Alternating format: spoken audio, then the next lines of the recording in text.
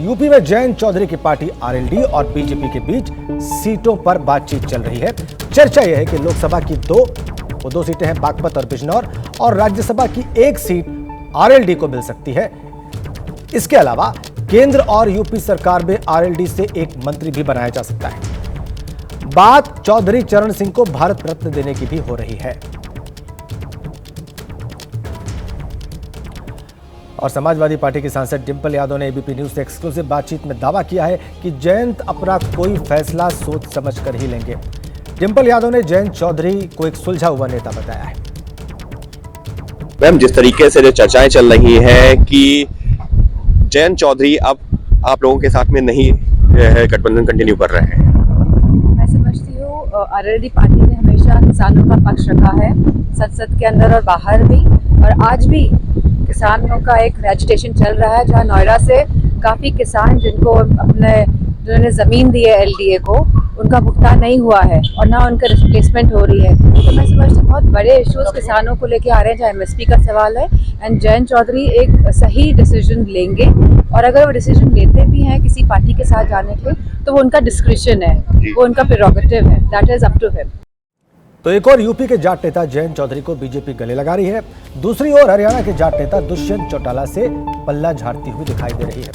लोकसभा चुनाव को लेकर बीजेपी और जेजेपी यानी दुष्यंत चौटाला की जननायक जनता पार्टी आमने सामने है। बड़ी खबर।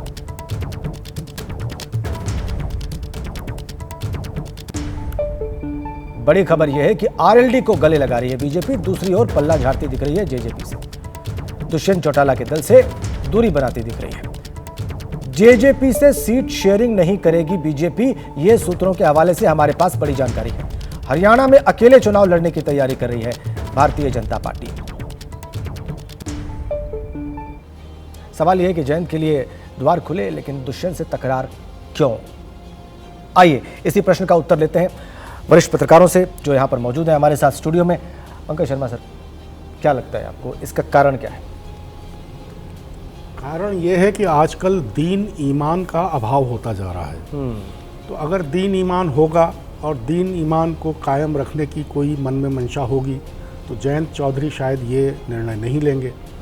नहीं होगी तो जिस तरह की राजनीति आजकल चल रही है, जिसमें कोई वैचारिक प्रतिबद्धता और दूसरी चीज़ों के कोई मायने नहीं रह गए हैं, तो भारतीय जनता पार्टी के साथ, एनडीए के साथ जा भी सकते हैं। लेकिन मुझे लगता है कि ये जो, जैसे आपने सूत्रों के हवाले से बताया कि चरण सिंह जी को भारत रत्न देने की भी पेशकश की जा रही है, तो ये जो प्रवृत्ति पनप रही है कि भारत रत्न जैसे इतने बड़े अवार्ड को भी राजनीति का विषय बनाया जा रहा है, एक औजार बनाया जा रहा है, एक हथियार बनाया जा रहा है, तो मुझे तो लगता है कि इसको उन लोगों को भी अस्वीकार, सत्तासीन लोगों को तो इस तरह की पेशकश करनी नहीं चाहिए। और अगर वो करें भी चुनावी फ़ायदे के लिए, तो जयंत चौधरी की जगह मैं होता तो मैं मना कर देता कि आपको इस कारण से चरण सिंह जी को भारत रत्न बिल्कुल नहीं देना चाहिए। ये भारत रत्न फिर सम्मान का नहीं, एक तरह के अपमान का विषय है।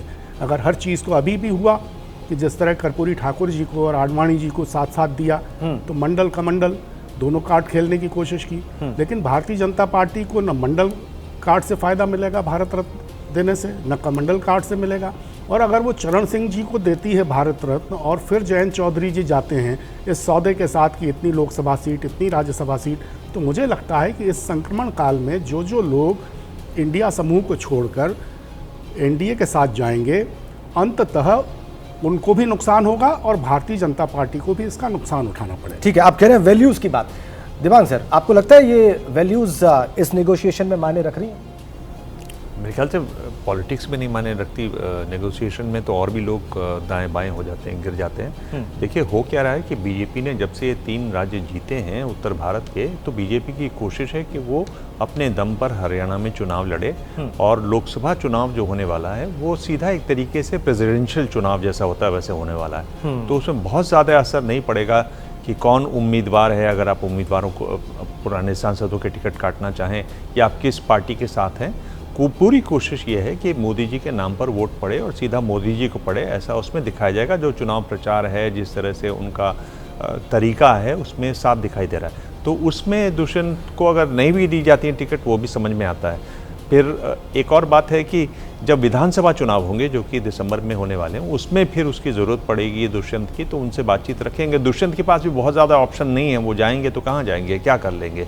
तो मुझे लगता है कि ये एक तरीके से बहुत आपसी समझबूझ के साथ, आपसी तालमेल के साथ ये मामला सुलटा लिया जाएगा। ये बहुत बड़ा मुद्दा नहीं होने वाला है। जहाँ तक आप बात कर रहे थे आरएलडी की, आरएलडी को भी मुझे लगता है कि आरएलडी अपोजिशन में लंबे समय से है। आरएलडी का जो वोट जिस पर वो निर्भर करती है वो भी दाएं बाएं होता रहता है। तो मेरे ख्याल से वहाँ भी अगर सौदेबाजी हो जाएगी तो बात बन सकती है। प्रोफेसर साहब, क्यों दुष्यंत चौटाला कम महत्वपूर्ण है अगर प्रेसिडेंशियल फॉर्म ऑफ इलेक्शन जैसा होने जा रहा है, जैसा कि कह रहे हैं देवांग जी 2024 में, और क्यों जयंत चौधरी महत्वपूर्ण है? देखिए, महत्वपूर्ण तो दोनों हैं, लेकिन मुझे लगता है कि ये इसलिए शायद देवांग जी कह रहे होंगे क्योंकि हरियाणा से जो लोकसभा के एमपीज़ की संख्या है वो कम है। मेरे ख्याल से पूरे हरियाणा से 10 होंगे, और अगर आप देखें उत्तर प्रदेश में तो सिर्फ वेस्टर्न यूपी से 29 सीटें हैं। तो जाहिर तौर पर अगर आप चुनावी राजनीति को देखेंगे तो चुनावी राजनीति में उस क्षेत्र में खास करके जहाँ पर कि जाटों का, और खास करके आप ये देखिए, ये जो वेस्टर्न उत्तर प्रदेश है ये अपने आप में एक राज्य है, और अपने आप में एक राज्य से बड़ा है क्योंकि इसमें धार्मिक, सांस्कृतिक, आर्थिक, ये सभी प्रकार के जो तत्व हैं इन सबों का समावेश है। यहीं पे कृष्ण भूमि भी है, यहीं पे जो अर्बनाइजेशन है यूपी में वो सबसे ज्यादा। चुनाव जीतती नहीं है, मतलब किसी से भी तालमेल कर ले वो चुनाव जीतती नहीं है। तो मुझे नहीं लगता, मेरे ख्याल से इससे ज़्यादा महत्वपूर्ण ये है जो हमने देखा बिहार में भी, कि आप अपने को मजबूत ना करें, आप सामने वाले को बेहद कमजोर करते हैं। ये सारी जो एक्सरसाइज है मैं समझता हूँ वो इंडिया ब्लॉक को कमजोर करने की, इसलिए आरएलडी और जयंत को अलग अलग, इनको दुष्यंत को अलग अलग तरीके से देखना चाहिए, क्योंकि आरएलडी जयंत को तोड़ना इंडिया ब्लॉक को कमजोर करना है। नीतीश कुमार के बाद एक और हिस्सा, और खासतौर से उत्तर प्रदेश में उसका एक असर है। दूसरा जाट वोट भी है जो उसका कुछ फ़ायदा उनको हो सकता है, और जयंत के लिए सबसे आसान है क्योंकि 2014-2019 में उनका जो अकाउंट ही नहीं खुला है लोकसभा में। विधानसभा में वो 9 सीटों पर है, 8 पहले थी, एक और बाई इलेक्शन में आ गई। तो उनके लिए बेहतर होगा कि वो पार्टी को, और मुझे किसी मित्र ने बताया कि जयंत जी को अजीत जी ने, जो उनके फादर हैं, उन्होंने ये हमेशा सलाह दी कि छोटी पार्टियों को हमेशा सत्तारूढ़ जो पार्टी हो, रूलिंग पार्टी के साथ रहना चाहिए ताकि उनका सर्वाइवल आसान हो। ये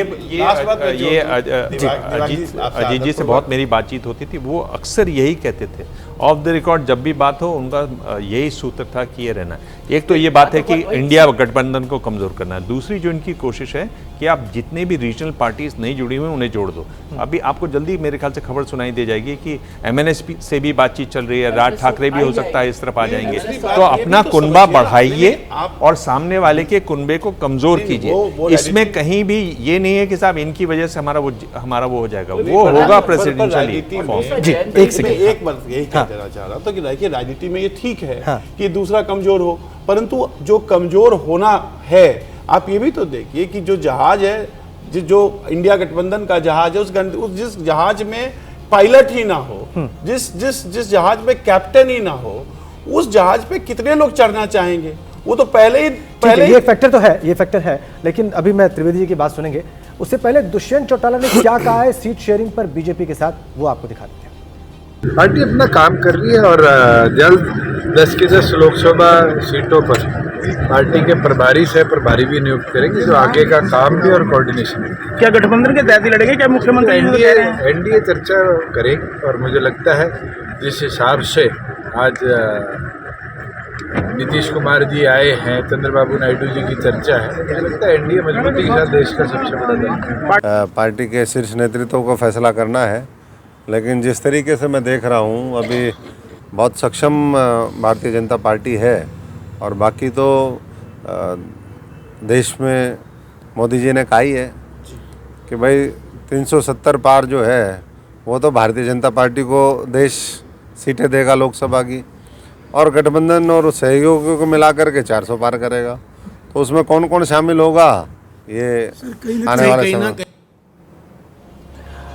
भैया आप कुछ कह रहे थे, आप बता रहे थे कि एक कॉम्बिनेशन की भी बात मैं कर रहा था कि जयंत जी के लिए जो पहले वेस्टर्न यूपी में जाट प्लस मुस्लिम का एक कॉम्बिनेशन था, वो कॉम्बिनेशन अब टूट गया है। अब वहाँ जाट और मुस्लिम अलग अलग है, तो जयंत के लिए वैसे भी मुश्किल हो गया। पहले जाट मुस्लिम कॉम्बिनेशन से आरएलडी वहाँ पर अपनी ताकत बनाए रखती थी। और दुष्यंत जी के लिए मैं कह रहा हूँ कि वो मुझे नहीं लगता कि एनडीए से कहीं अलग जाएंगे। भारतीय जनता पार्टी उन्होंने एक सीट दे या नहीं दे, तब भी वो विधानसभा को ध्यान में रखते हैं, क्योंकि उनके पास बहुत ऑप्शंस नहीं है, तो वो एनडीए के साथ जुड़े रहना चाहेंगे। दिमाग जी, अभी एक पंकज शर्मा जी ने बड़ी महत्वपूर्ण बात कही कि भारत रत्न का भी जो है इसमें नेगोशिएशंस में, बार्गेनिंग में प्रयोग हो रहा है, इस पर आपका कमेंट?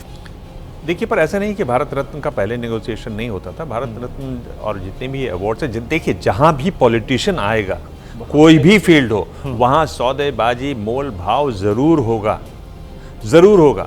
ये कोई भी अछूता नहीं है, न बीजेपी वाले, न कांग्रेस वाले, न और कोई वाले, ये सब एक साथ हैं और ये सौदेबाजी होती है। छोटी छोटी चीज़ों पर, छोटी से छोटी चीज़ों पर ये सौदेबाजी करने को तैयार रहते हैं, तभी ये पॉलिटिशियन है।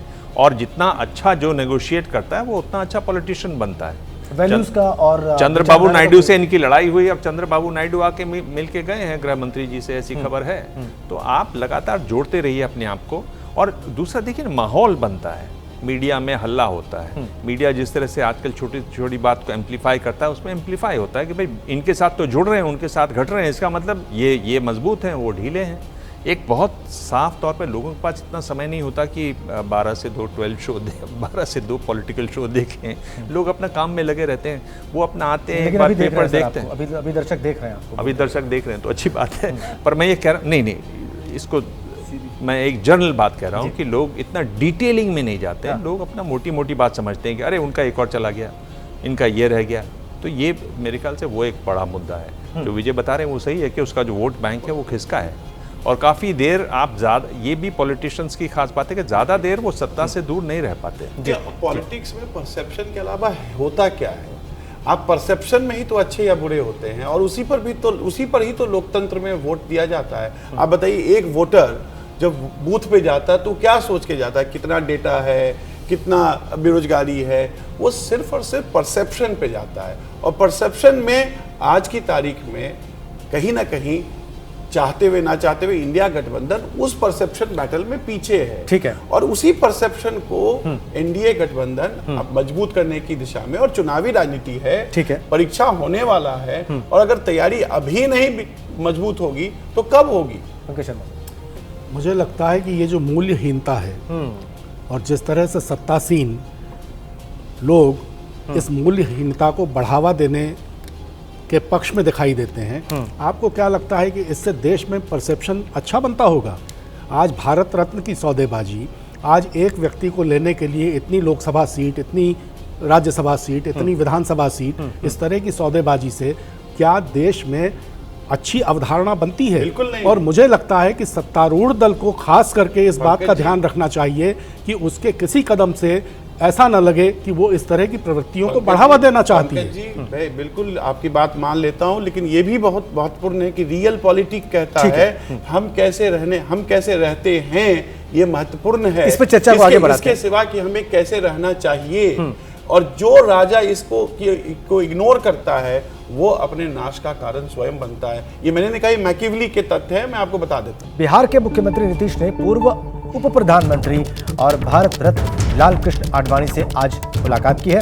दिल्ली के पृथ्वीराज रोड स्थित उनके आवास पर जाकर उन्होंने उनसे मुलाकात की है। कार्यक्रम पहले से तय था। दिल्ली की यात्रा पर जब वो आए तो ये पहले से तय था कि वो मुलाकात करेंगे। और ये देखिए मुलाकात की तस्वीरें। पृथ्वीराज रोड पर स्थित लालकृष्ण आडवाणी के आवास पर जाकर उन्होंने मुलाकात की है। भारत रत्न की घोषणा के बाद ये मुलाकात।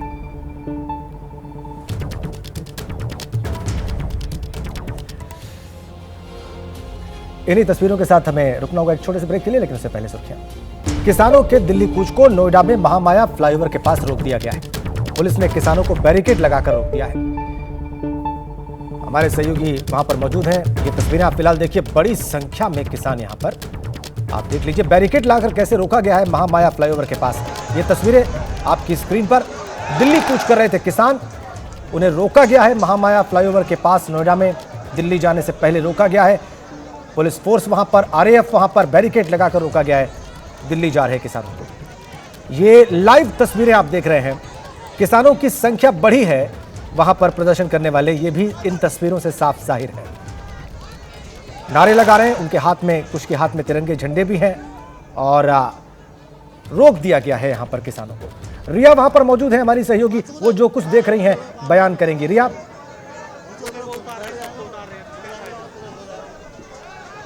जी, किसान यहाँ पर सुबह महामाया फ्लाईओवर से कुछ देर पहले यहाँ पर मार्च शुरू किया गया था। कुछ ही दूरी पर किसान यहाँ आ पाए और इस मार्च को यहाँ बैरिकेडिंग लगाकर रोक दिया गया है।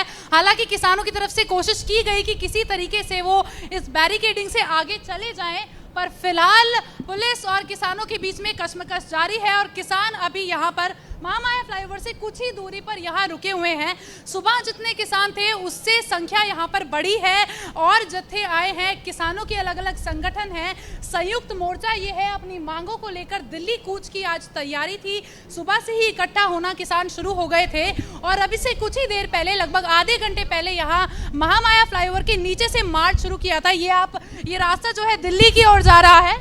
यहाँ पर कूच की तैयारी थी, ट्रैक्टर लेकर यहाँ पर किसान आए हुए हैं, लेकिन अभी पुलिस की तरफ से बैरिकेडिंग कर दी गई है और इस बैरिकेडिंग को पार करने के लिए किसान अभी कोशिश करेंगे, ऐसा इनका कहना है। और बैरिकेडिंग के आगे किसान इस वक्त रुके हुए हैं। पुलिस और किसानों के बीच में बातचीत जारी है और कोशिश इन लोगों की लगातार जारी है कि दिल्ली किसी तरह पहुंचा जाए, दिल्ली कूच किया जाए अपनी मांगों को लेकर। पिछले कुछ दिनों से किसान हमने देखा था लगातार मुखरते, फिर चाहे वो उनकी जमीन का मुद्दा हो, मुआवजे का मुद्दा हो, जो लोकल अथॉरिटीज हैं उनके खिलाफ इनका प्रदर्शन चल रहा है। और वो प्रदर्शन जो अभी सुबह महामाया फ्लाईओवर से शुरू हुआ, वो कूच दिल्ली के लिए शुरू हुआ और उस कूच को अभी यहाँ पर रोक दिया गया है। आप तस्वीरों से देख पाएंगे भारी संख्या में किसान यहाँ पर मौजूद हैं और ये यहाँ पर लोग बैठे नजर आएंगे। पीछे आप देखिए, पीछे ट्रैक्टर ट्रॉली में भी किसान यहाँ पर हैं, महिलाएं भी यहाँ पर हैं और पुलिस बल भी यहाँ पर मौजूद है। तो पुलिस के बीच में, किसानों के बीच में ये कोशिश किसानों की जारी है कि किसी तरीके से वो दिल्ली पहुंचे और उनका जो प्रदर्शन है, उनके जो मुद्दे हैं, लोकल अथॉरिटीज के खिलाफ ये प्रदर्शन हो रहा है, वो मुद्दे, वो आवाज सरकार तक पहुंचे। तो ये कोशिश सुबह से किसानों की यहाँ पर जारी है। कौन बात कर रहा है किसानों की ओर से, पुलिस के अधिकारियों से वहां पर? रिया जी, किसानों की ओर से यहाँ पर सुखबीर जी हैं, वो अध्यक्ष हैं किसान परिषद के, इस मोर्चे को संभाल रहे हैं। वो बात कर रहे हैं आगे। हालांकि हम भी आगे नहीं जा पा रहे हैं क्योंकि भीड़ काफी ज्यादा है, पर पुलिस के बीच में और किसानों के जो अलग अलग संगठन हैं, जैसा कि मैंने आपको बताया, ये कोई एक संगठन नहीं है, ये संयुक्त मोर्चा है। अलग अलग संगठन यहाँ एक साथ आए हैं, सबकी अपनी अपनी मांगे और एक साथ मार्च कर रहे हैं। तो उनके जो जो अपने नेता हैं वो पुलिस से बात कर रहे हैं, आगे जाने की कोशिश यहाँ पर है। हालांकि कुछ लोगों ने शुरुआत में ऐसे भी कोशिश की थी, वो बैरिकेड से ऊपर जाने की कोशिश कर रहे थे, लेकिन पुलिस ने सभी को यहाँ पर अभी कंटेन कर लिया है, अभी रोक लिया है। लेकिन बातचीत लगातार जारी है क्योंकि ये जो प्रदर्शन था ये काफी दिनों से चल रहा था और आज फिर ये फैसला लिया गया कि आज दिल्ली कूच किया जाएगा।